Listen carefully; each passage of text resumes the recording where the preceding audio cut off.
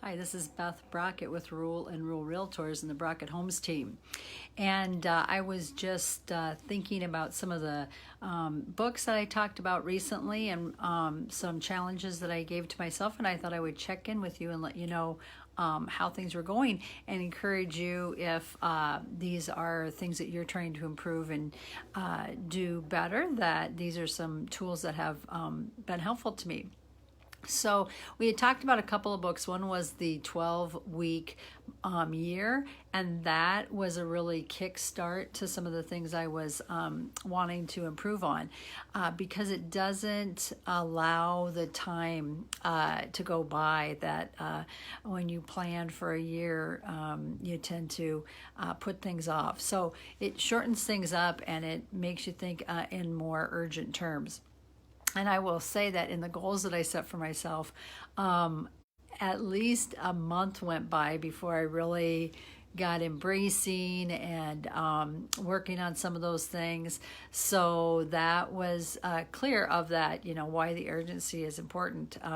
I did not make my ultimate goals, but I made a lot of good progress along the way. So for instance, one was to lose 10 pounds. Well, I lost 4, but I lost, so that was good. But one of the really big accomplishments was I had not been exercising regularly and hated the thought of getting up early to do treadmill.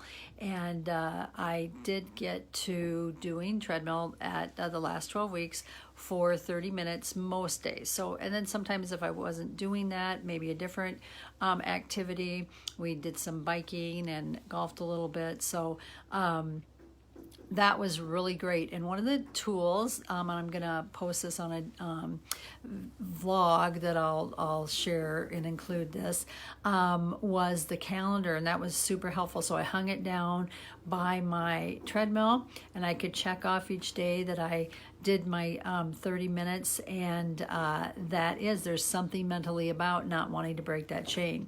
So that was a little tool that was helpful. One of the other things about changing habits was this book, Atomic Habits, and that's been a good combination with the 12-week year to have really great ideas about how to make some improvements. So that little calendar thing was a really helpful visual tool for me. So maybe it could be something good for you too.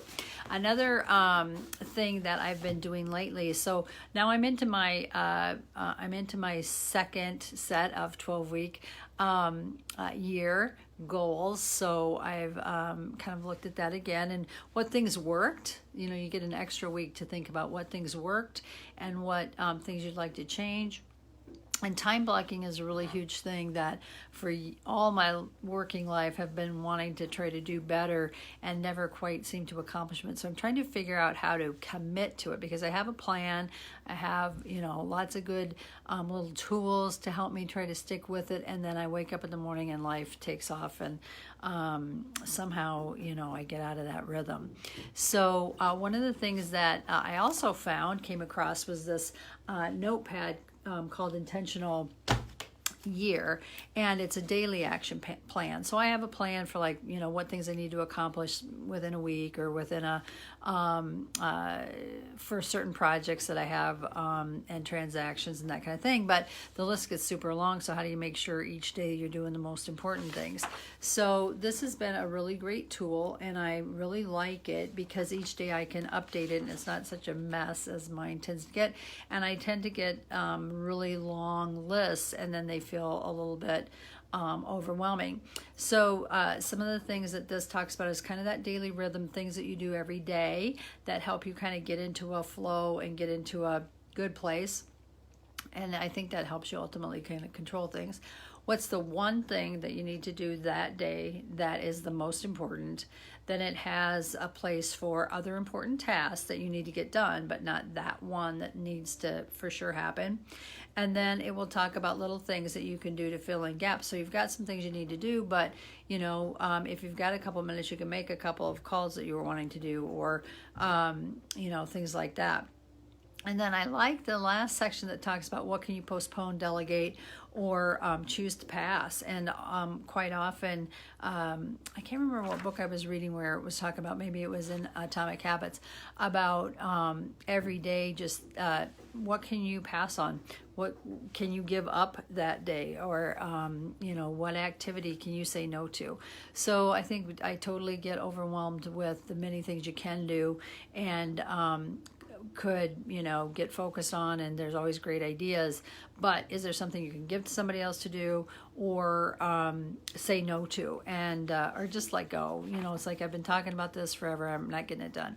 So that was a really neat little tool. And then also I like that it has this little place for lots of notes, because throughout the day I get lots of ideas and thoughts and things that I don't want to lose track of. So that's been kind of a neat little daily tool that I've been kind of liking. So there is a couple of ideas and things, and so I've really liked what I've been working on lately. And like I said, making progress. And life happens, and so sometimes we don't hit a certain goal, but we're to me it's always more about how's the path been, am I making progress toward, and I think that for me is more valuable than a specific end goal. But it's nice to have them, and then you can kind of measure and see what, like I said, works and what doesn't work.